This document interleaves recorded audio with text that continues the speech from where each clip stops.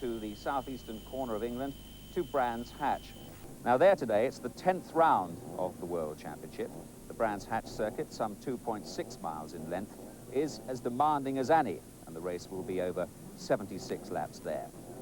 And the World Championship at the moment is led by a British driver, by the Ulsterman John Watson.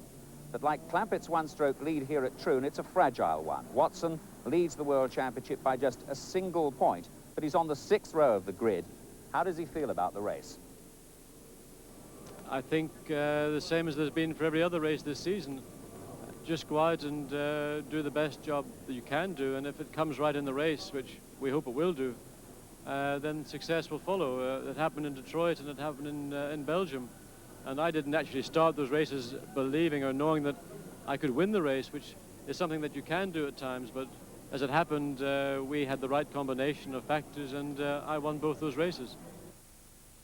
Well, the British Grand Prix gets underway at 3 o'clock. We'll be there for the southeast of England, to Kent and to Brands Hatch, and the 10th round of the World Drivers' Championship, the British Motor Racing Grand Prix.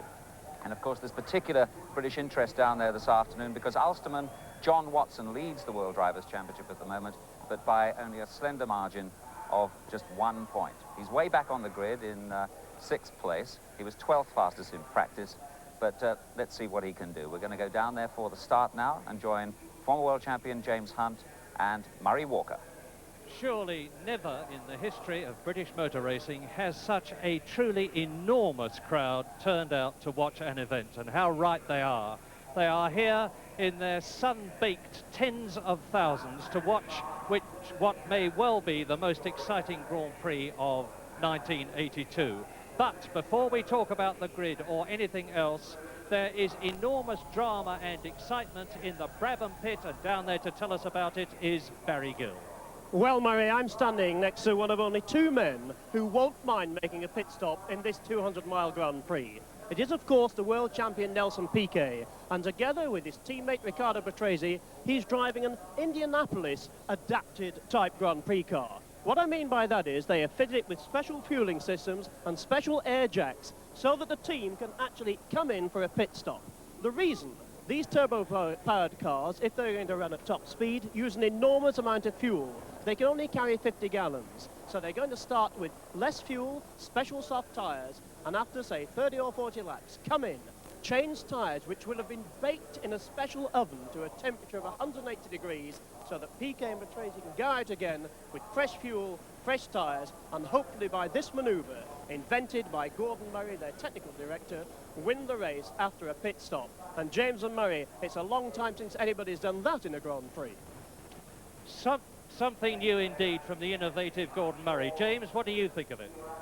Well, it's really a question that the team has to weigh up how much faster they can go by running more boost with their turbocharger on the engine, because that puts up the fuel consumption beyond the capacity of the car, but they can turn the boost up quite a lot. What they have to work out is that although they'll take about 15 seconds or so, the Brabham team hope, if nothing goes wrong with the car stationary, they have an accelerating and decelerating time, of course, to make a pit stop that's going to cost them something like 35 to 40 seconds on the road. So they've got to do by running more power and with getting new tyres halfway through the race, which is also an advantage, will make it faster, they've got to go nearly a second a lap quicker, and it's a question of whether they got their sums right on that. And in pole position after practice, brilliant, there is the man. He's not in his car, as you can well see for yourself. It's the Finnish driver, Keke Rosberg, who has been driving brilliantly all season. He was 5th in the South African Grand Prix. He was 2nd, as you see, 6 points you get for 2nd place, and he got those at Brazil. Then he was another 6 points for being 2nd at Long Beach. Then 3 points, because after his place at Long Beach, he was at San Marino, where he non-started. Then in Belgium, he finished in 2nd place, and he has a total of 21 points, Keke Rosberg, which puts him in 3rd position in the World Championship.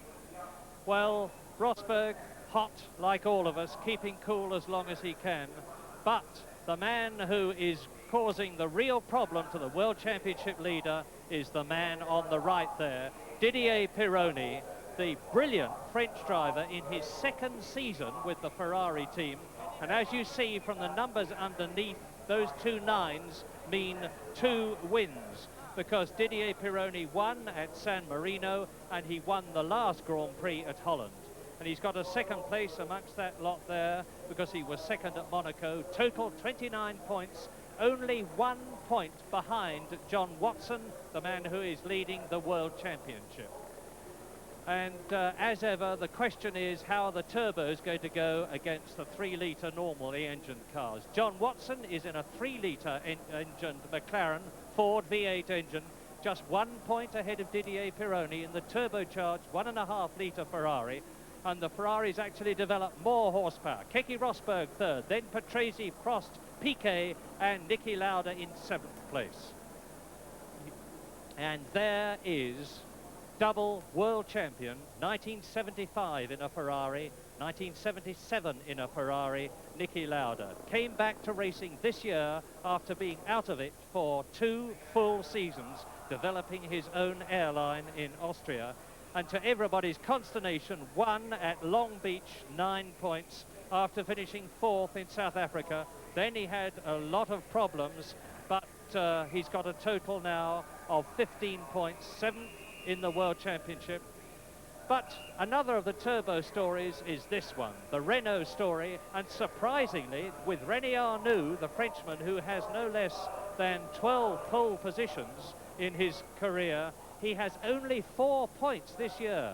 The Renaults have led in the practicing race after race in the form of Arnoux and Alain Prost, only to deceive in the race itself when time after time they have broken down. Although René Arnoux has not been blameless, he has gone off twice, and Prost has had problems too, and the French Renaults are well down the grid. Alain Prost is in 8th position, and his compatriot is even lower down. There is Arnoux. Now he's ahead of Prost, so Rosberg pole, Patrese second, Piquet in the second Brabham BMW third. Then the Ferrari of Pironi, 4th. Lauda in the McLaren, 5th. Arnoux, Renault, 6th. De Angelis, Lotus, 7th in spite of chronic understeer. Then Prost, 8th. Alboreto, 9th. Daly, 10th. De Cesaris is in 11th place. And good news is, as you look down, with Watson only in 12th position, Brian Hinton is extremely well up, but so is Derek Warwick and his teammate Farby in the 2 Tolmans. And as you see, Nigel Mansell is in 23rd position out of 26 starters, in spite of the fact that he has been fighting pain for the last 2 days from his injured hand in the Detroit Grand Prix. James, your view of what's likely to happen? Well, the fascinating thing, obviously, Murray, is the potential pit stop of the Brabhams, because it's the first time in certainly recent Grand Prix racing history that any team has actually run in a configuration where they plan to make a pit stop deliberately by feeling that they could go faster having 2 stabs at it equipment-wise than going the whole distance and treating the race like a sprint. So we'll have to see how they go. The Brabhams, as I said before, have got to pull away from the field in order to be competitive with the race at something like an average of about 3/4 of a second a lap. They're running about half tanks of fuel, so they'll have an advantage in the opening laps of the race because they'll have considerably less weight, like possibly 150, 200 pounds less to carry. And of course they get the other advantage when they refuel halfway through the race. They'll put new tyres on as well, and this is a definite advantage. So it's a very interesting concept, and I honestly think that it could work. Well, time will tell, and not so very much time either. Will the Blue Perfect Royal Automobile Club Motorsports Association organisation at this super, and Keke Rosberg has stalled his engine and is having a push start. You can see the air starter moving with him. That's bad news for Rosberg. They're moving off on the warm-up lap now, and drama right at the beginning with the Williams mechanics having to get behind Rosberg's car, give it a push to get it going. But now they are going to be off on this usual warm-up lap to get the tyres up to working condition, and still on the line is Keke Rosberg. Now, is this push going to get him going? It usually does, surprisingly enough, because the air starters don't always get them going, but a push usually does. And it has. James. What a terrible problem for Rosberg. Sitting on the pole, done all the work. He hasn't had a lot of luck this year. The field, meanwhile, are going around quite slowly. He's got plenty of time to catch them up. They can just get that engine to fire. But it's pretty hot here at Brands Hatch. We've got a little bit of humidity. I wouldn't be surprised if we've got some fuel vaporization there in his fuel pump. You sometimes get an airlock with fuel vapor. They're having to push uphill, of course, here, because the gradient from the start up the Brabham Straight to Paddock Hill is definitely up. He should also stuff it in reverse and let it try and bump it as they run it back down the hill. Well, there go the field out. They're out round the back of the circuit, round Hawthorne's Bend, the fastest corner on the circuit, which the cars are taking nearly flat out now. Keke Rosberg is now away.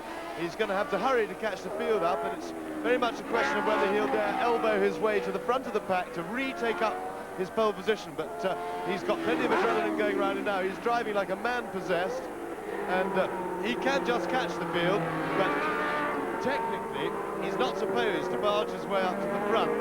But I think that if he can catch them before they come round Clearways, the last corner on, he will do it.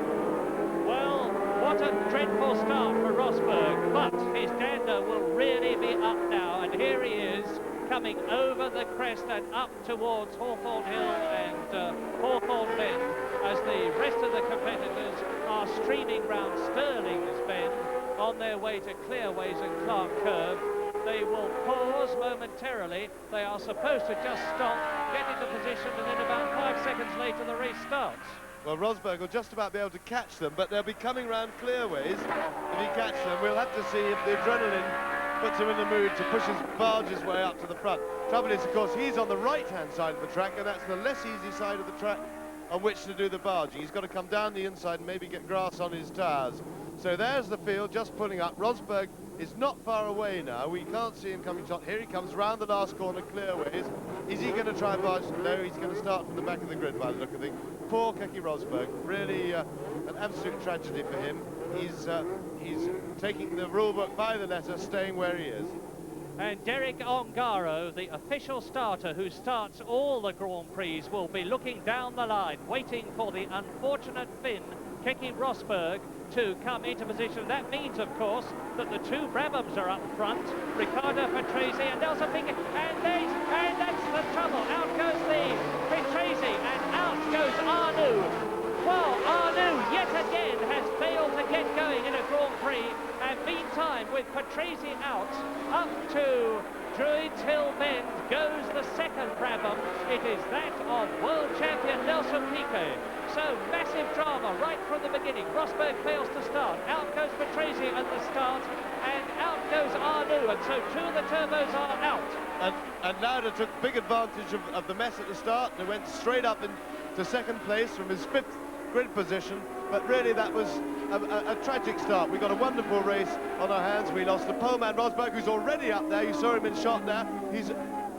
Rosberg has already made up about, I think, getting on for 10 places in the race.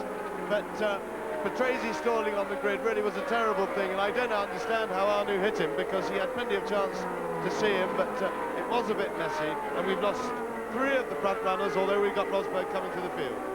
And one of the Tolmans is out. It is that of Theo Fabi is out at the beginning of the race. Theo Fabi has failed to get his car up to Paddock Bend on the first lap, so already 3 of the 8 turbos are out of the British Grand Prix, and it is Piquet leading with Lauda second, and Pironi third, and De Angelis fourth, and Alboreto fifth. And I remind you that Nelson Piquet is running on low fuel, he's running on soft tyres, he is running on a special brake setup almost certainly, and what he is aiming to do now is to build up a 40-second lead so that he can come into the pits and, as Barry Gill and James were telling us, change tyres and wheels, top up with fuel and get away, and if he does that it will be a real breakthrough in modern racing. Well, the wheels seem to have fallen well so far for Niki Lauda. One car blowing a bit of smoke there. I couldn't quite see which one it was. But Lauda qualified very well. He's right in form. The McLaren car has gone very well indeed. And to be out in second place with a nice clear run is terrific. But a word about Patrese with the start, because although he's only just started in the turbo car, we know, here we see the start again, Patrese, you see his arm up, he just stalled the engine, his arm went up right at the last minute, and now I have to say, I have to criticise Patrese for this, because we know that turbos are difficult engines to keep running and difficult engines to get off the line. But a professional racing driver should have practiced that. The rest of the field got through, at least they pushed themselves to the side. But a professional racing driver should really have practiced getting the thing off the line, because it's the most stupid way to lose a race, and apart from that, as we've seen recently, it's also very dangerous and a hazard for other people. So I think Patrese, without knowing the exact circumstances, if he just stalled the engine by not having practiced keeping it running, that is very bad. Well, I noticed something else significant. As Patrese and Arnoux collided, John Watson threaded his way past them from his 12th position on the grid. And do you remember, at Silverstone last year, Villeneuve went off, took Alan Jones with him, nearly took John Watson, but Watson subsequently came through the field to win the race. Well, there is Didier Pironi in 3rd position. There is Elio De Angelis, who is 4th. Alboreto is in 5th place. Derek Daly is 6th. And then De Cesaris is in 7th place. And the race leader is still Nelson Piquet, the brilliant world champion Brazilian, who has dedicated himself this season to developing the Brabham BMW, and they are coming up now to complete lap 3 in this 76 lap, 198.6 mile race, and it is Piquet breaking away now. Piquet, as we watch the battle for 5th position, led by Michele Alboreto and chased by Derek Daly going round Paddock Bend. Nelson Piquet in the Brabham BMW turbocharged car, and there is, it's Chico Serra. Chico Serra, the Brazilian in the Fittipaldi car, is out. You can see that the fire extinguishers are already being played on the Fittipaldi, and by the way, that is the F8 Fittipaldi and not the F9, and Derek Daly is past Michele Alboreto, the British Grand Prix, and coming up behind is De Cesaris, and well up there is Derek Warwick in the Tolman, and John Watson is off. My goodness, what a race this is. John Watson in the McLaren is out. So Rosberg is out. No, he's keeping, right at the beginning he stopped. Then out went Arnoux and Patrese. Out went Tolman, out went Serra, out went Watson. And you have just seen him walking in. And here is the race leader, Nelson Piquet, completing lap 4 as a bitterly disappointed John Watson walks home. And Piquet now leads as he goes into Paddock Bend. He's really streaking away from the field and building up that lead, and off goes yet another one I can't identify from here. It's Roberto Guerrero. I wonder what on earth is causing all these problems. James, do you have any point of view on why so many people are flying off? Well, that's mechanical, but I think Watson looked as if he'd spun because his car was parked sideways on. It didn't appear to be damaged. He may have spun and not hit anything and stalled it. Of course, we had a start line accident, but I think we just got the combination of, oh, look at that gaggle round Paddock Bend. They're all going around side by side. Well, we are now on lap 5, and in the lead, Nelson Piquet. Behind him in 2nd place, Niki Lauda in the leading 3-litre car. Then in the Turbo Ferrari, Pironi 3rd. De Angelis in the Lotus is in 4th place.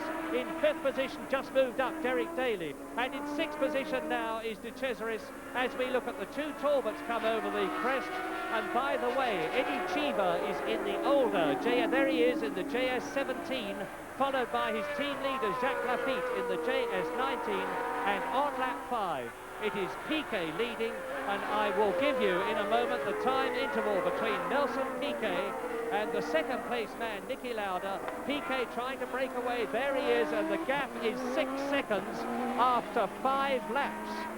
So, Piquet is breaking away at the rate of more than a second a lap, and we understand that he's going to come in on lap 36 or 38 to do this tremendously exciting, we expect, refuel and tyre change, and by that time he needs to have a 40-second lead, so he's absolutely bang on target at the rate of rather more than a second a lap lead increase. And if he can keep that up, he's got a chance of winning this race. Lauda still 2nd. Watch for the red and white McLaren.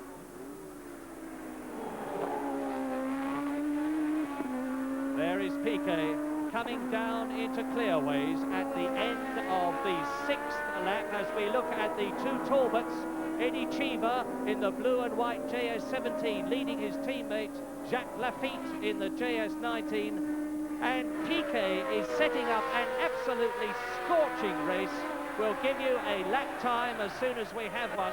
There he is up to Druids. We are looking down on Druids from our new 170-foot high position, which gives, as you can see, a magnificent view of the race. And Piquet is in a class now of his own, not only by virtue of his driving brilliance, but because he is driving a car which is superbly set up, which is significantly lighter than all the others, which is on soft race tyres. And there goes Prost, followed by Patrick Tambay, followed by Giacomelli. And that looks like Jean-Pierre Jarier taking him on the right. No, it's not, it's Rosberg coming through the field.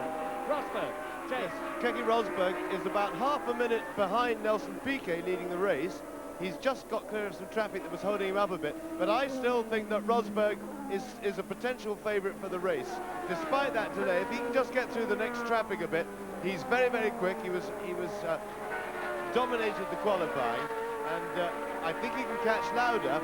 But then, of course, it becomes a question really if the Piquet-Brabham tactics can work. At the moment, they're looking very good. They're pulling away on schedule and over a second a lap, which is better than they need to do, particularly in view of the fact that they'll take on new tyres, so long, of course, as their pit stop goes okay. Because drivers never want to make pit stops, because there's always something that can go wrong. You get a lot of heat in the car around the hubs and everything, and sometimes the wheel jams on and things, and what can be a beautifully planned 12-second pit stop can turn into half a minute or even a minute. Keke Rosberg, who is in pole position and has yet to win a Grand Prix, is in 11th position, 26 seconds behind Nelson Piquet. And he is probably the fastest man on the circuit at the present moment, and I do include Nelson Piquet, because the Brabham is in absolutely superb form, but so too is the Williams. Yes, Rosberg is absolutely flying. He is going quickest on the circuit when, of course, he gets a clear lap. But his next problem is Pironi's Ferrari, which he's been catching up hand over fist, but it's the perennial power problem, and we're going to have to, and it'd be nice to see just how Rosberg can deal with the Ferrari, with Tambay's Ferrari. Well, let's watch Tambay in only his second Grand Prix for Ferrari. He made his return to Formula One racing at the Dutch Grand Prix 2 weeks ago when he took over the car of the late Gilles Villeneuve, his great friend, and decided to opt out of Can-Am racing in Canada. And watch the way Rosberg is really flying. He's coming down now to complete his 9th lap into Clark Curve, now along the Brabham Straight, which is 165 miles an hour. He's going to try and get a good run at the Ferrari through Paddock Bend and then try and outbrake him into Druids at the top of the hill. He's going hand over fist quicker through Paddock, and he's in perfect position to have a go. Looking down, there they go, there is the Ferrari. Watch now, Keke Rosberg coming up to Surtees, the 3rd gear, 150 mile an hour. He shapes up to go through on the inside. The blue flag is waving, and that is Alain Prost. There is Tambay, and here now he's drafting. Keke Rosberg is almost close enough to nip out of the slipstream of Tambay. Yes, except just watch the power of that Ferrari. They get onto the straight, you see that's Rosberg closing up hand over fist through the corners. The Ferrari just puts on the accelerator and away he goes. And Rosberg's got a little bit of a problem now because he's had a good run at him for a lap. I've been watching closely, we've all watched closely, there's no obvious point. And Piquet has slowed down. That's Piquet cruising into the pits, so Piquet's got a problem. We're going to see Piquet lose the lead in a moment. The Brabham has blown. Nelson Piquet is out of the race on lap 10. And that means to say there's going to be a new race leader. And that new race leader will be Niki Lauda, the dark horse that many people... There he is. There is Lauda. Watch him now, and you will see him pass Nelson Piquet's Brabham BMW. Look all round the picture as Niki Lauda, double X World Champion, the man who won at Long Beach, will surely take the lead. Well, that's a real shame for us spectators because we had a potentially very good race with Piquet out. We've lost so many of the front runners, But of course, we've got one exciting thing, and that is that Keke Rosberg, for me, is favourite for the race at the moment, but he's got a lot of work to do, and he's coming to the field, and I think that the McLaren pit should be informing Lauda of Rosberg's progress through the field, because he's undoubtedly the man to watch. Well, there is Rosberg, where is Lauda, and that's Daly, Derek Daly there. And now Derek Daly in 4th position. The position now, let's go back to the situation. Niki Lauda leading, Didier Pironi in 2nd place. Up into 3rd position in the Williams goes Derek Daly. He's never been as high as that. Then Elio De Angelis. Behind him, Derek Warwick is in 5th position. Then Andrea De Cesaris. Then Alain Prost, and then the battle between Tambay and Keke Rosberg. And we are looking at the 3rd place man, Derek Daly, new race leader, and all that work that Brabham did to evolve this new system of race refueling and tyre changing has gone to waste. And there is Rosberg behind the Ferrari as we see now Niki Lauda. And it is Lauda leading, then behind him in 2nd position Pironi, then Daly 3rd, then De Angelis 4th, and then, joy of joys for British enthusiasts, Derek Warwick. So the Toleman in 5th position in a race, and all the work the Toleman have been patiently doing for 2 years, developing their car. Look at the Renault and the Brabham BMW part as Niki Lauda, the fox of Formula One racing, now on his 12th lap out of 76, goes on his way. The world champion 2 years, and there is Derek Warwick. Now, where is Warwick in relation? He's closing up on Elio De Angelis, and Elio De Angelis is in 4th position. Now, this is absolutely marvellous. I make no bones about it. It's great news. Absolutely, because they flattered in Zandvoort. The Toleman car was very, very fast there for the first time in its history. They hadn't done well in testing here at Brands Hatch, but they've obviously found something since then, because the car's going really well. And once he gets behind De Angelis on the straight, the engine's obviously giving a great deal of power, because he's been gobbling up cars on the straight. There he is, closing right up on De Angelis. I suspect he'll have to sit behind him now till possibly the top straight as they go past the pits. I would think that, oh, he's having a go here, and he's done it. Straight past.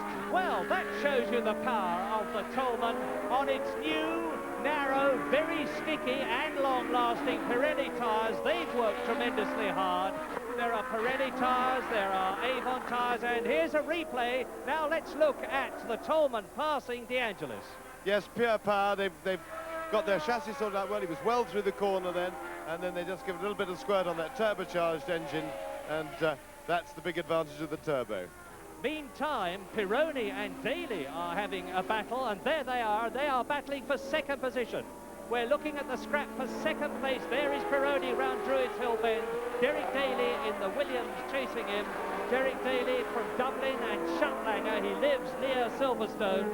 And Didier Pironi, number 28, a double Grand Prix winner of 1982. But to liven that battle up, we have Derek Warwick now not very far behind and closing up. So we're hopefully going to get a 3-way battle for 2nd place. Warwick stand just behind him down the end of the straight. Pironi goes through, Daly goes through, and there goes Derek Warwick, and he's already pulled out a huge lead on Elio De Angelis, who's falling back a bit. Lap 13, and Niki Lauda leads. Pironi 2nd, Daly 3rd. De Angelis is now behind Derek Warwick, who is in 4th position. 6th is De Cesaris, 7th is Rosberg, 8th is Prost, 9th is Tambay. So Rosberg has got past Tambay and got past Prost, and there is Derek Daly coming up and going past the Renault and the Brabham, chasing Patrick Tambay into Paddock Hill Bend, 140 miles an hour, up Halewood Hill. Down through the gearbox into 2nd gear for Druids. Look down on it. Watch the drivers at work as they accelerate away. 3rd gear here, now 4th gear, 125 miles an hour. And you're looking at the battle for 2nd. On the right, the Ferrari of Didier Pironi, the V6, 600 horsepower, turbocharged car, being chased by the Brian Hart engined car of Warwick, which is behind Derek Daly. But Daly now is having a considerable job, and I can tell you that Keke Rosberg is now up into 6th position. He's really storming through the field. He's ahead of De Cesaris. And you see McLaren there, driven by Lauda, leading with the Ferrari second, the Williams third, and we're looking at them now. Then Derek Warwick in 4th position in the Tolman. De Angelis 5th. Keke Rosberg is in 6th position, and it's a great British Grand Prix. Pironi and Daly. Well, Derek Daly, having got his way through the field, is now going to have a considerable problem to catch, let alone get past Didier Pironi, because Didier is driving the Harvey Postlethwaite, Dr. Harvey Postlethwaite designed Ferrari with its turbocharged engine, and Harvey Postlethwaite is here himself to supervise the setting up of the Ferrari with its new full-rod front suspension, which has copied that of the Brabham, which has had it for many, many years. But it's handling beautifully, and now Derek Daly is getting into a situation where he could challenge Pironi for 2nd position. Daly, 29 years old, it's his 43rd Grand Prix. The man who has driven so many Formula One cars. He's driven for Ensign, Hesketh, Tyrrell, March, Theodore, and now Williams. And he's taken the place of Carlos Reutemann in the Williams team. And Williams, of course.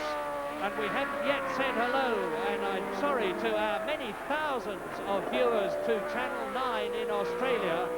And you're watching, as you so very often have in the past, the Williams, the car that Alan Jones took to World Championship victory, now being driven by Derek Daly in a great, great drive.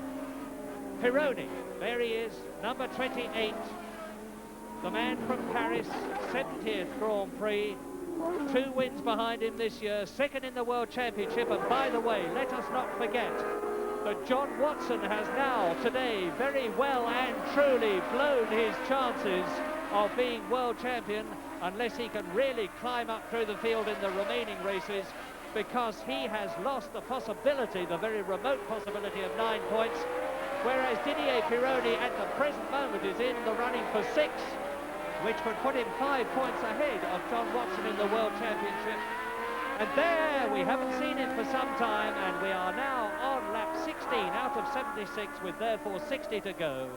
The brilliant Niki Lauda, who patiently set up his Marlboro McLaren over the last 2 days, worked away at the Michelin tyres, choosing the right compound, getting his suspension settings right, working with Ron Dennis and John Barnard, the McLaren team leader and the car designer, and it looks as though Lauda's enormous experience, because he is in his 122nd Grand Prix now after 14 years, and is paying off. And if Lauda finishes in the points in this race, he will become... And then is Rosberg going into the pits. Keke Rosberg, lap 17 into the pits. Well, what's the trouble? Having got all the way up to 6th position, Rosberg to the pits. What a crying shame. I've just been watching the gap rather carefully between Rosberg and Lauda, and they were very, very evenly matched. It really is a shame that Rosberg stopped on the grid and therefore couldn't get off for a good race up front for us. So mechanics now are swarming around Rosberg's car. He hasn't got out anyway. He's on the jacks, and yes, he's going out again. They're just holding there. He's got the engine running. Patrick Head gesticulating on the right. That's the car designer. Go, he says, and out blast Keke Rosberg as Mauro Forgeri, the Ferrari team chief, watches him go. And now he's got to do it all over again. And Nigel Mansell, I should tell you, those of you who are naturally interested in how he's going, was in 15th position, Nigel Mansell, and he's just past Jochen Mass, so he's moved up a place. And Nigel, in spite of the pain, is keeping going. And there is Didier Pironi and Daly and Warwick second, third and fourth, and this is the Toulman day, if ever there was one, and Derek Warwick is blowing to smithereens any doubts that anybody had that he was not a truly superb driver. Now, Warwick is already a double world champion. Many people don't realise it, but he was a world Superstocks champion for 2 years in 1972 and 73. Then he was triple Formula 4 champion. Then he was runner-up to Brian Hinton in the Formula 2 Championship of Europe in 1980. And now we've got the second, the third and the fourth cars together. Ferrari, Williams and Toulman. Two turbos sandwiching the Williams. Yes, and it looks very much as if the Toulman is going to gobble them up in a moment. I think Warwick, if he gets a good run through clearways now, may well be able to attack Daly on the straight. If not, he's going to have... Yes, the Toulman's really got a lot of power now. Terrific acceleration, and he just eats Derek Daly up simply. What a drive! Derek Warwick in that tremendously powerful Brian Hart car is now up into third position, and I can tell you that the crowd is really alive to this situation. The man who last year couldn't even qualify in this car, who couldn't even at the beginning of this year qualify, has now shown his mettle, has shown that Alex Hawkridge and Brian Hart and Rory Byrne and Roger Selman and all the rest of them have really justified themselves. And he's about to attack the Ferrari now. He hasn't quite got the power to sweep past him as he did past Daly. He's going to have to do it on manoeuvrability around the corners, get a good run out of one of the corners. But as usual, the Ferrari is going to prove a lot more of a problem to pass. But Derek Warwick at the moment is... if not the fastest man on the track, well, he's probably the fastest man on the track with the exception of Lauda, and it's just a question of whether Lauda's got anything if Warwick can just get past Pironi. And let us not forget that it is not just the turbo and the car and Warwick, it is the tyres. And now the Goodyear-tired Ferrari being chased by the Pirelli-tired Toulman, and there is Derek Warwick, and there is actually a new Toulman chassis being designed. The Toulman people acknowledge that the chassis now is not up to the engine, so heaven help the opposition when the new car comes out expectedly for the Italian Grand Prix at Monza in September.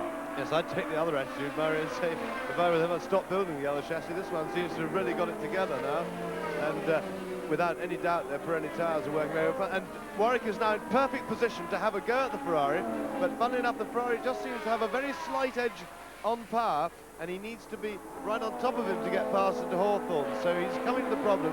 What Warwick has got to do now is plan the rest of this lap so he's coming up close to the Ferrari as he comes out of clearways, because it looks to me as if clearways is going to be his main passing opportunity. And this is lap 20. You are looking at the battle for second with 3 cars involved in it. Pironi has the place, Warwick is third, Daly is fourth, behind them De Angelis is fifth, De Cesaris is sixth, and this was where Warwick started to gain on the Ferrari on the last lap. He couldn't do it again. I've just noticed, Murray, relevant to that, a pointer to possibly why Rosberg pit stopped, because Daly's left rear tyre looks to be slightly marked up. And it appeared that if they changed anything, they changed the rears on Rosberg's car. So maybe, particularly with the way he was charging through the field and throwing the car about all over the place, which he does anyway, Toulman is well placed there. He's having a go, but he's going to have to get very quickly out of the slow corner here to get a good run down the straight. And he is. He's coming right up behind. He's getting too close too early, actually. He just leave it off because it's very difficult overtaking into Hawthorne's. Meantime, let us not forget Lauda. He is 20 seconds ahead of this battle, and these two will inevitably be slowing each other up because Pironi will be intent on keeping Warwick back and therefore not necessarily using the ideal racing line, and equally Warwick will be struggling to get past Pironi. Second, third and fourth, and Daly is dropping back a bit, not much, but just a tiny bit, a few inches. And now this again could be Warwick's chance. They are coming into lap 22. Yes, Warwick was perfectly placed coming in, but he didn't get the power on quite early enough out of clearways, because this, I think, to get a good run through clearways corner and then pass on the top straight here is his ideal opportunity. He's gone a little bit wide, a little bit of a mistake there by Warwick. Doesn't matter, he'll catch it up. Daly's not quite close enough to take advantage of it, although nearly. Well, there is a very distinct gap. It looks to me as though Daly is closing right up at Warwick. And yes, look at the gap now with Pironi pulling away. Yes, Warwick appears to be in trouble. Something has happened. Maybe he's lost some power in his engine. But we'll see, or maybe he just made that mistake and it's taking him that little bit of time to recompose himself, which does happen after you made a mistake because you start to panic, try and catch it up too quickly. You have to tell yourself to settle in again. Lap 22, Lauda leads, Pironi second, Warwick third, Daly fourth, and there are Warwick and Daly. De Angelis is fifth, De Cesaris is sixth, Prost is seventh, Tombé is eighth, Lafitte is ninth, Giacomelli is 10th, Chiva 11th, Sura 12th, then Henton 13th position, and behind Brian Henton in 14th place is Baldi, then Mansell is 15th, Rosberg is 16th and struggling to the front again. Jochen Maas is 18th and 17th and Alboreto is 18th. And now they come through to complete their 22nd lap. Niki Lauda has already done so, and Lauda is now 22 seconds ahead of Didier Pironi, the Scarlet Ferrari on the right, with Warwick in third position, Daly in fourth. This is the battle of the race. And 23 laps now on lap 23 out of 76, and the gigantic 100,000 plus crowd at Brands Hatch is really getting value for money today. There is Pironi, the winner at San Marino, the winner subsequently at the Dutch Grand Prix, 29 points in the World Championship. There's the confirmation of the situation with less than just about a second separating the second man, Didier Pironi, and the fourth man, Derek Daly. And De Angelis is 4 seconds behind Daly in fifth position, with De Cesaris quite a way behind De Angelis, about 20 seconds. So it is McLaren leading, Ferrari second, Toleman third, Williams fourth, Lotus fifth, Alfa Romeo sixth, Ferrari seventh, and Alain Prost Renault in 8th position and out of the points. And that means to say that McLaren, who are doing extremely well, like leading the Manufacturers' World Championship, are currently consolidating their position because, of course, Niki Lauda is driving a Marlboro McLaren, and once again, Warwick is right up with Pironi. And they are closing up on somebody to lap him, and I will identify him as soon as I see closely who it is. Here he comes over the crest of the hill now, and it is Jochen Maas. Jochen Maas, now Jochen knows enough to keep out of the way of Pironi, and Pironi is going to be taken, or is he, by Derek Warwick? Well, Pironi will have to play his cards very carefully here. He's got to choose the moment to pass Maas.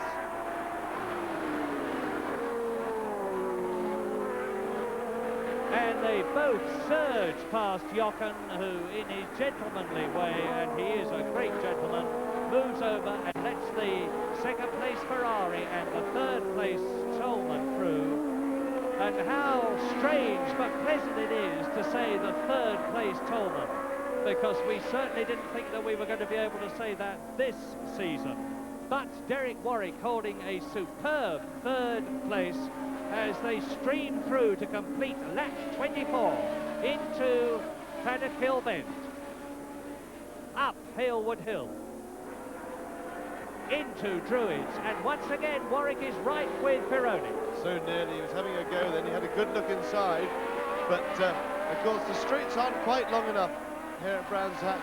I would say that these two cars are fairly evenly matched power-wise and handling-wise, and that presents a great disadvantage to the car following. The guy in front has all the cards really, except for the odd back marker. Warwick close again. It's also very much more physically wearing to drive that close to a car in front, because you've got to be doubly sharp, because you can't see where you're going. For a start, you've got a fairly blocked view, so you've got to look at the sides of the track to maintain your bearings at all times.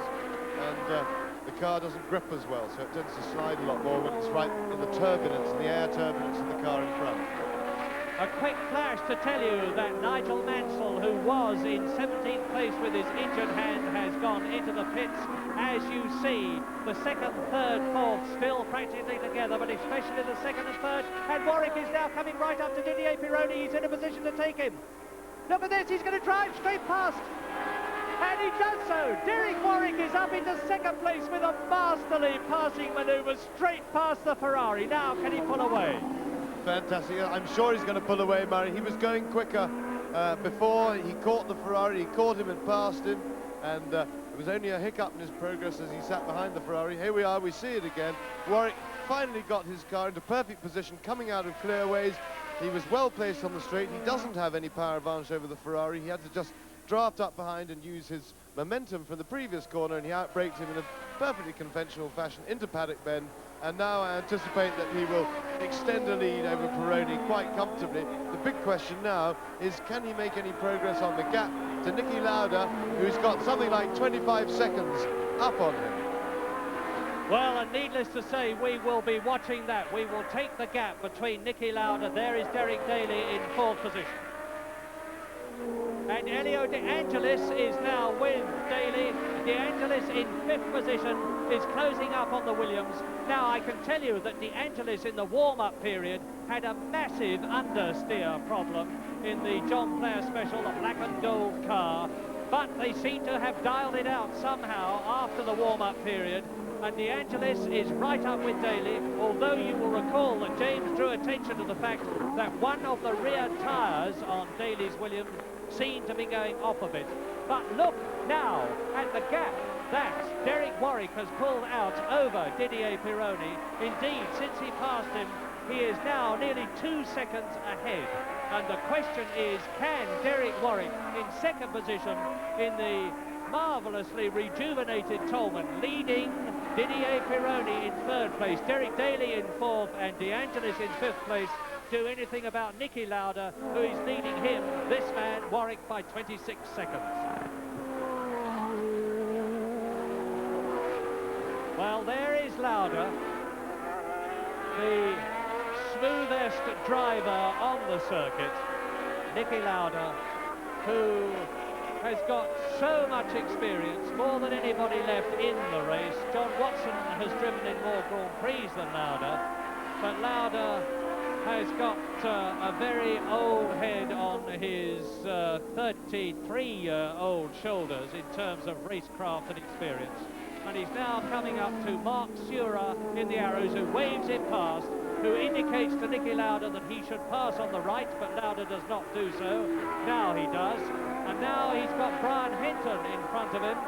And Brian Hinton, number 4 in the Tyrrell, was 7th fastest in qualifying, and there is Rosberg in the pits. It looks as though Rosberg's race is run from the point of view of doing well, as Niki Lauda is now right up to the Tyrrell of Brian Hinton, coming down into clearways to Clark Curve, and I have no doubt that Brian Hinton will move over and let the flying Marlboro McLaren through. He does so.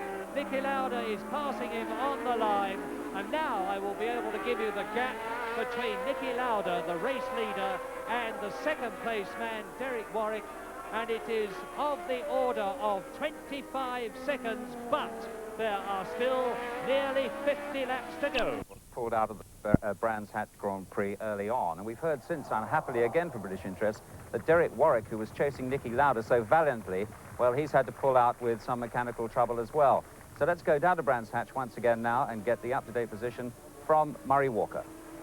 And as you rejoin us here at Brands Hatch, looking down on this magnificent Kentish circuit, the bitter news is that Derek Warwick is out of the race on lap 42. He had a drive shaft break. He was in second position, about 40 seconds behind Niki Lauda, who continues to lead the race, and was about 5 seconds ahead of Didier Pironi, who was then third, with Elio De Angelis fourth. And now you see the positions there. On lap 54 now, out of 76.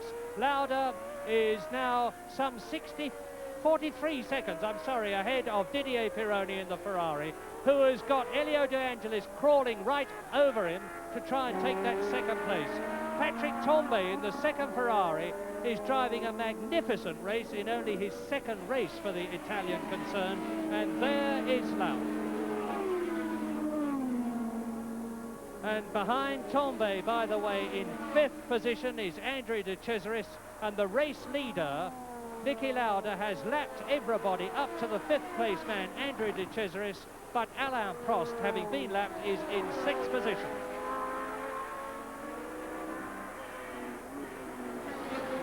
Well, John Watson, this has not been a good day for British heroes. We've just seen poor Derek Warwick go out, but of course, although he's lost 2nd place, you've lost 1st place in the championship if the race stays like this. What happened? Well, I managed to avoid the first accident, which was the one on the start line with Patrese and Arnoux, and then lost a lot of places in doing so. And on the 3rd lap, coming down the back straight into Hawthorne's corner, Sarah and Jarier had a collision apparently due to the wheel on Jarrier's car coming off. And I was just behind Keke Rosberg, who then had to avoid those two leading 2 cars in front of him. I in turn had to avoid him and got a wheel on the grass. In doing so, car spun across the track, stopped without any damage at all, but the engine had stalled and I couldn't restart the engine, so I had a long walk home. John, it must be a bitter disappointment for you after a day that promised so much, particularly as you say your car is completely undamaged and just wouldn't start. Well, it's been a frustrating weekend one way and the other, and the race started off not very well, first of all, and it didn't finish very satisfactorily either. And the only good thing I can say is at this stage, Niki Lauda, my teammate, is leading the race, and he's going to take 3 points away from Pironi if he stays in 2nd place, so I have to thank Niki for something. John, let's hope he does. Thank you for talking to us, and better luck next week. Thank you, Barry. Lap 56. Niki Lauda leads by 42 seconds from Didier Pironi, and here is the action. Because thundering along behind Didier Pironi, number 28 in the Scarlet Ferrari, the man who is now leading the World Championship if he finishes this race in the first 6, is Elio De Angelis in the black and gold John Player Special. De Angelis in 3rd position, and he's less than a second behind the Ferrari, and he is some 17 seconds ahead of Patrick Tambay in the Ferrari, who is in 4th place. In 5th position is Andrew De Cesaris, and 6th and lapped is Alain Prost. 7th and lapped, of course, is Bruno Giacomelli, and there is the gap between Didier Pironi, who is 2nd, De Angelis, who is 3rd, 1.1 seconds, and De Angelis, I think, will be able to close up on Pironi. He has done so several times in the past. Pironi coming up to lap Marc Surer, the Swiss driver in the Arrows, who is in 12th position. There's a lot of lapping going on all around the circuit now, but this is the excitement and the drama on the circuit. The battle between Didier Pironi, number 28 in the Ferrari, and Elio De Angelis, the Italian, in the John Player Special for 2nd position. But Patrick Tambay is definitely gaining on this battle. Tambay, in only his 2nd race in the Ferrari, in the Scarlet car, which carries Gilles Villeneuve's number 27.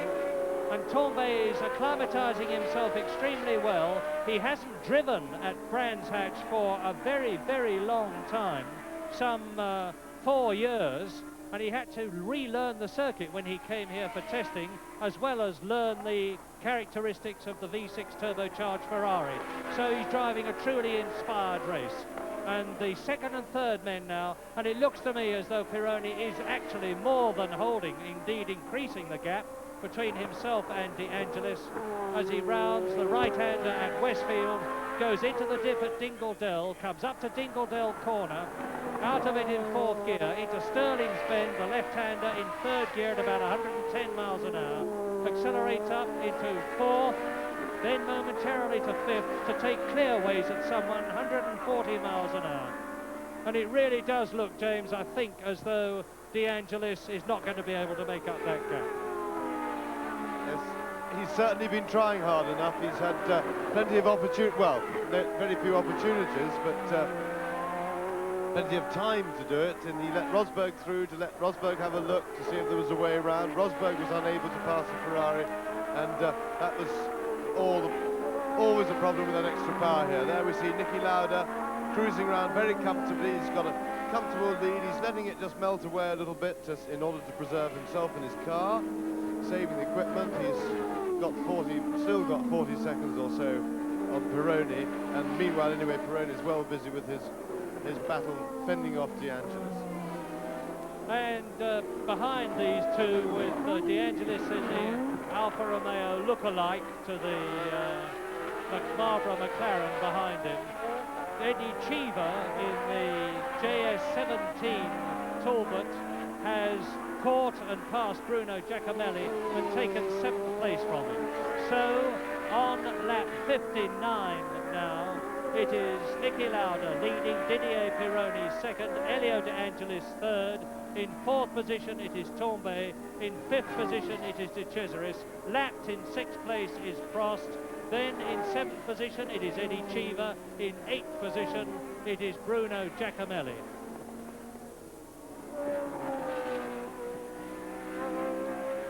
Well, what a phenomenon this man Niki Lauda is, as we look at Pironi in 2nd place and De Angelis in 3rd. He's had 2 years out of motor racing after dramatically stepping out of his car, the new Ford-powered Brabham, at the Canadian Grand Prix in the practice 2 years ago, well 3 years ago now. Niki Lauda steps out of his car and says, and here he is in the lead at the British Grand Prix, I will race no more, it makes no sense this going round in circles. I'm going to do something else, and the something else was to develop Lauda Air, his newly established airline in Austria. Well, he did that extremely well, bought himself several aeroplanes, developed routes, and then he got fed up with that and said that he could still feel the urge to race in his veins. Came back and tested at Donington at the end of last season, decided that he was going to join the McLaren team, and he's already won 1 Grand Prix this year and looks as though he's on his way to his 2nd. Does it make you itch to get back into the fray, James? No, not at all, Murray. I'm quite happy watching, thanks very much. When I retired, I retired. Well, Niki Lauda's showing that it's more than possible to make a comeback, and out there in Australia, I know is Alan Jones, and I also know, because several team managers here have told me, that they've made repeated efforts to get Alan Jones to join them, including, I am told, the Marlboro McLaren team.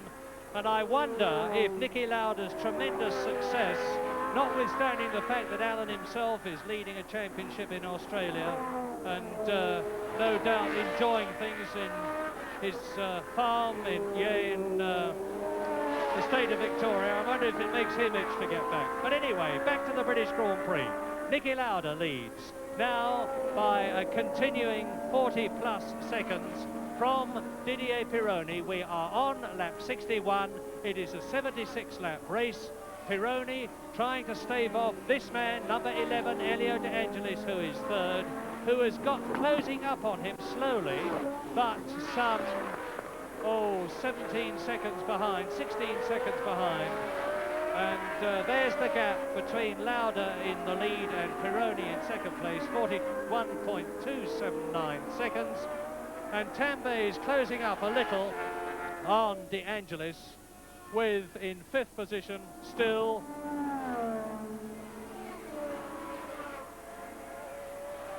yes, Pironi, of course, is going to be into the lead of the World Championship. And I am, frankly, as I talk to you, doubting the accuracy of the readout information I'm getting on the gap between Niki Lauda, who is leading, and Didier Pironi, and I'm therefore going to follow the old-fashioned expedient: if you want something done properly, do it yourself, and find out what the gap between Niki Lauda, the race leader, and Didier Pironi is myself. But there is the gap between the 2nd place man, Didier Pironi, and Elio De Angelis, 1.492 seconds, and I promise you that that is right to the nearest 1,000th of a second, or was at that point. But how is Lauda doing in relation to Pironi? It is lap 62. Lauda leads, that's for sure, on his way to his 2nd Grand Prix victory of 1982, and on his way to his 19th Grand Prix victory in his long and meritorious career. Pironi still holding off De Angelis Tombay still in 4th position, Daly still in 5th position, and as Niki Lauda goes through, I can give you the news that Niki Lauda is definitely slowing down. We've consistently had the information that Niki Lauda was 40 seconds ahead of Didier Pironi. Well, there is Pironi coming out of Stirling's ahead of Elio De Angelis. It is 18 seconds since Niki Lauda went past me. There he is now. De Cesaris, I notice, is not pulling away, is not being pulled away from by Niki Lauda, if you follow me. And there is Pironi through, and the gap now between Niki Lauda, the leader, and Didier Pironi is 37 seconds. So the information was not all that much awry, but the fact is that Pironi is gaining. Yes, I think Lauda's just doing his usual winding down act to bring the car in as easy and comfortable as he can. There doesn't appear to be anything wrong with it, and on that gap you couldn't say that that's as yet any cause for alarm. Well, let us hope, from Niki's point of view, that is right. Meantime, the battle for second continues. The Renault of René Arnoux, the Brabham BMW of Riccardo Patrese still stand forlornly just past the finishing line as round Druids Hill Bend into the descent to Graham Hill Bend and onto the left-hand at Surtees at 115 miles an hour. There's Prost, there is Brian Hinton, so it was Alboreto that went out. Here is Niki Lauda, number 8 from Hof near Salzburg, where he has an absolutely magnificent home. Pironi goes through, and now Pironi has very definitely, there he is, consolidated his second place because he is 3.3 seconds ahead of Elio De Angelis, who is in 3rd position. And Elio De Angelis is still some 18 seconds, is he, in front of Patrick Tambay. Well, we'll soon see. There is Pironi.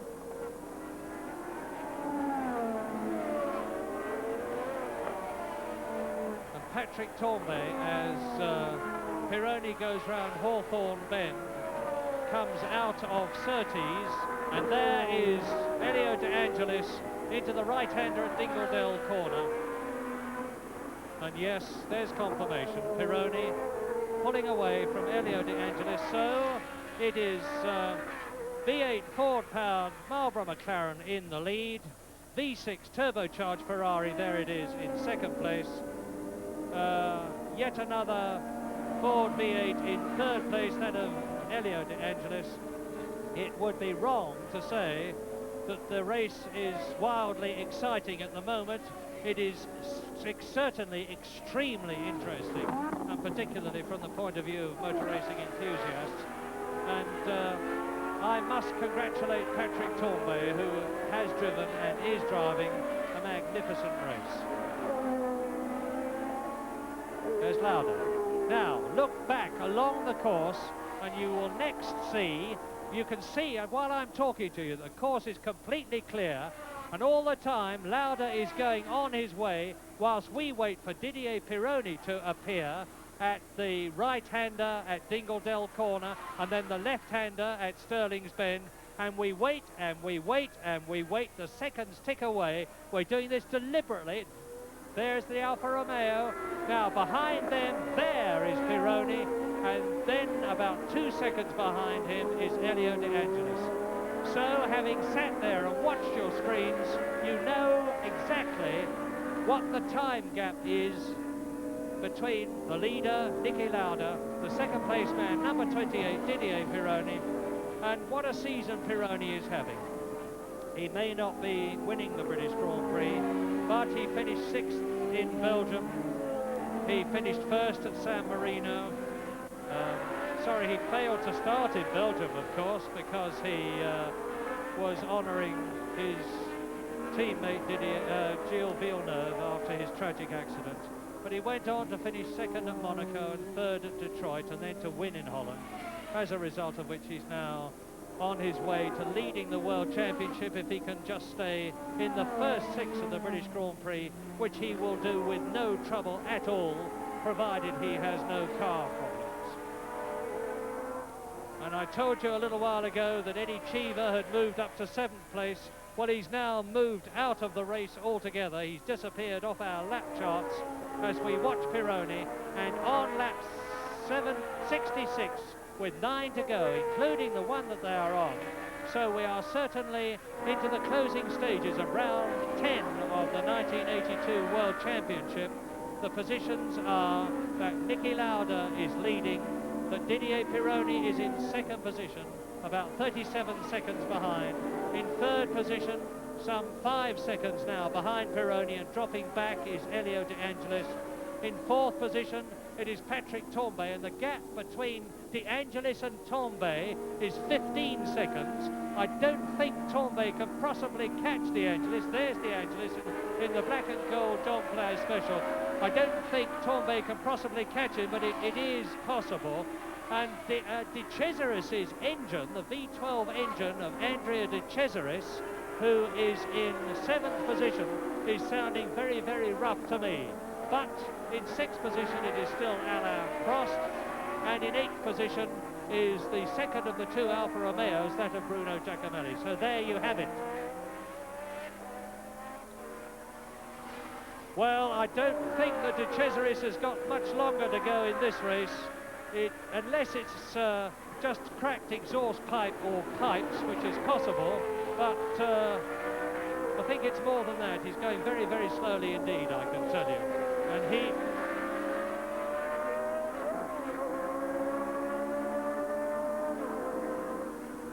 De Cesaris.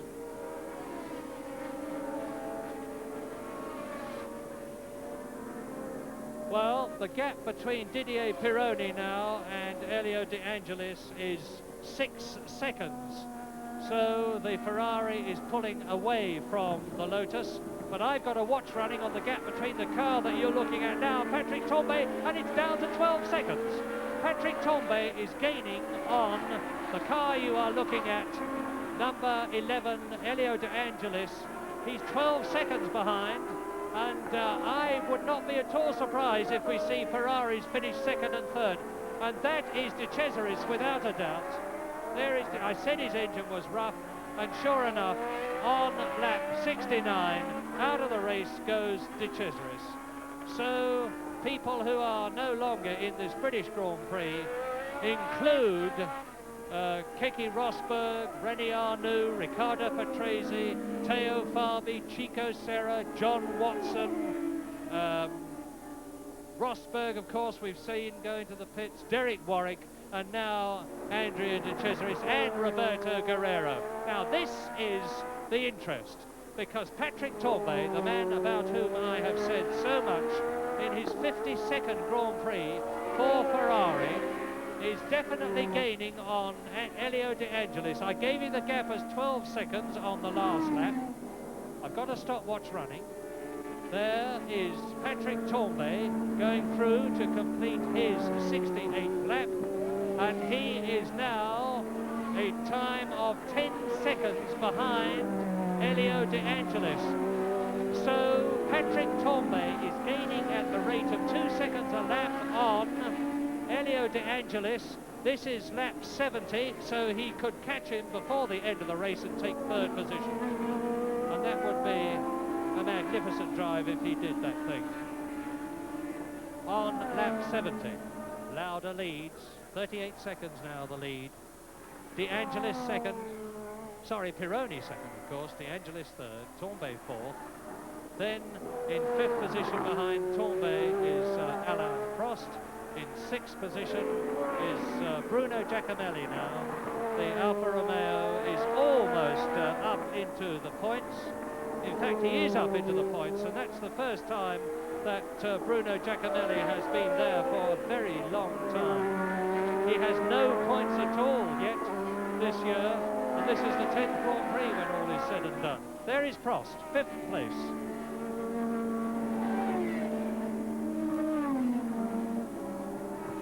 Well, we're seeing a Renault now in the closing stages of a Grand Prix. And I have to say, with absolutely no malice, that is the first time that we've seen this for one reason or another. Sometimes driver error, sometimes car problem, for a long, long time. And it will be a very considerable relief and to the Renault personnel. Niki Lauda is now on his 71st lap in this 76 lap race.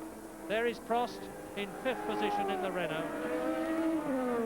Lauda, Pironi, De Angelis, 3rd position. 4th is Tambay, closing up on De Angelis. 5th is Prost, there he is. And in 6th position, Giacomelli, obviously frantically hoping that he's going to make that position right to the end, at least to get himself in a World Championship scoring position. Well, it looks as though... No, I better not say it. I've said it so many times in the past and things have changed dramatically. What really matters is what is the gap between De Angelis and Tambay.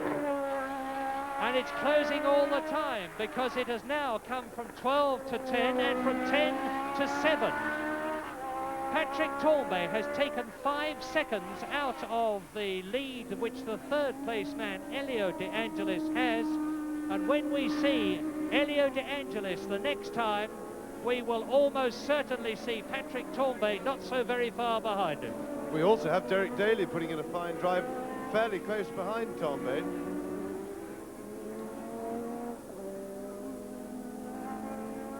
There is De Angelis. Now, where is Tambay? De Angelis goes into Dingledell, up into Dingledell corner. There's Giacomelli, and there is Tambay. I say again, since we started measuring the gap, it has come down from 12 seconds to 10, from 10 to 8, from 8 to 6, and now it is considerably less than that. Commendatore Enzo Ferrari, to whom his head man in Europe on the administrative side, Marco Piccinini, reports to the 78-year-old Commendatore after every practice and every race. Enzo Ferrari back in Milan is going to hear very probably that Pironi has finished 2nd and Tambay finished 3rd, because there on the right is Tambay, and you sure saw Elio De Angelis disappear out of the picture just before Tambay entered on the other side. And there are few cars left in this race now. You can see from the way that they are spread out all around the course. In fact, there's De Angelis. There is Tambay. And that is the battle for 3rd. By the way, Derek Daly is well down the field, of course. We've seen him from time to time. There he is, as I say it. Derek Daly has been into the pits and come out again. And there is Bruno Giacomelli. There is Tambay. And the important thing is, what is the gap between De Angelis and Tambay? It is 2 seconds. Take no notice of that, it's closed up. There is the Ferrari. He's got to get past the 2 cars in front of him. The Arrows and the Alfa Romeo, they're disappearing. Down to Graham Hill Bend is the black and gold John Player special of Elio De Angelis in 3rd position. Now you see the 1st and the 4th cars in that picture, and there is Tambay going through and taking the Arrows. Now he's closing up on Bruno Giacomelli in the Alfa Romeo. There is Elio De Angelis, who is 3rd. Behind him is Giacomelli, who has been lapped and is in 6th position. So Patrick Tambay, who is currently 4th, is about to lap the 6th place man. Niki Lauda, of course, still well out there in front, 33 seconds ahead, but he's obviously pacing himself to victory, easing himself home. And Tambay now can see Elio De Angelis, and he has got, as he comes through shortly to finish his 73rd lap, another 3 laps, including the one he's about to start, to catch and pass the Italian. And now is he going to go past Giacomelli? He's got to get past him, of course, because De Angelis is in front of the Ferrari and in front of the Alfa Romeo.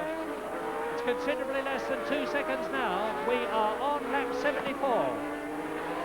1.6 seconds says the delay, and that is it. And that is the delay between the third and the fourth place man. As I talk to you, Lauda leads, Pironi is second, De Angelis is third, number 27 Patrick Tambay is in fourth position. In fifth position is Alain Prost. Sixth and lapped is Bruno Giacomelli, and now you see De Angelis, Giacomelli, Tambay and Daly, and the two that matter are De Angelis there and Tambay there.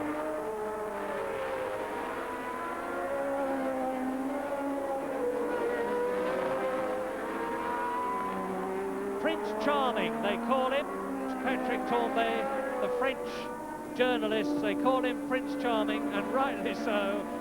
Enormously good looking, tremendously personable, and a really nice man, and a really superb driver as he's showing us. They're going into Paddock Hill Bend now. This is lap 75, the last lap but one. That's the race leader, Niki Lauda. 32 seconds now. He's sitting in the cockpit there, just taking things easy by his standards, getting everything right, changing gear just a little bit earlier, braking just a little bit earlier, keeping out from the edges of the apex of the bends, and Niki Lauda is now on his last lap. Are we going to see Patrick Tambay take Elio De Angelis in third place? It looks as though we are not, because there's De Angelis, and there's three cars now.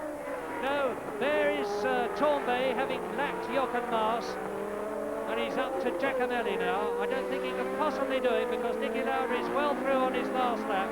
The checkered flag is going to go out to greet the Austrian home to his 19th win in his 123 races. James, what do you think of this drive? Well, it's a relatively easy drive for Niki, but he'd done all the preparation. He deserved the win after a good start to the season with his comeback. He had a little bit of a doldrum period. The car didn't go straight because of match stuck, and Tambay is now right up behind De Angelis, and of course with the power he's got in his engine, he may well be able to pass him on the straight. He's closing right up to him. Well, they're going out onto the... They come, and Niki Lauda enters the finishing straight, and Niki Lauda takes the checkered flag and wins the British Grand Prix of 1982. But who is going to come through after Pironi? It's Tambay has got ahead of De Angelis, so it is going to be Ferrari's second and third. Pironi finishing in second position. We wait now for Didier Pironi, and there is his teammate Patrick Tambay as we wait for the Ferrari to go through of Pironi. There he is. Didier Pironi finishes second and takes the lead in the World Championship, and Patrick Tambay ahead of the black and gold Lotus there crosses the line. There he is doing so to finish in third position with Elio De Angelis in fourth position. Well, a marvellous finish to the British Grand Prix, because Alain Prost will finish in fifth position and Bruno Giacomelli in sixth place. So there is the victor, the brilliant Austrian, who has shown once again that experience, craft, race guile, determination, and a bad finish for number 30, Mauro Baldi, in the Arrows with a badly smoking engine. Well, Niki Lauda's done it. That gives him 9 points in the World Championship, and that takes him well up through the field. But subject to official confirmation, a win for Niki Lauda. In second place, Didier Pironi. Third, Patrick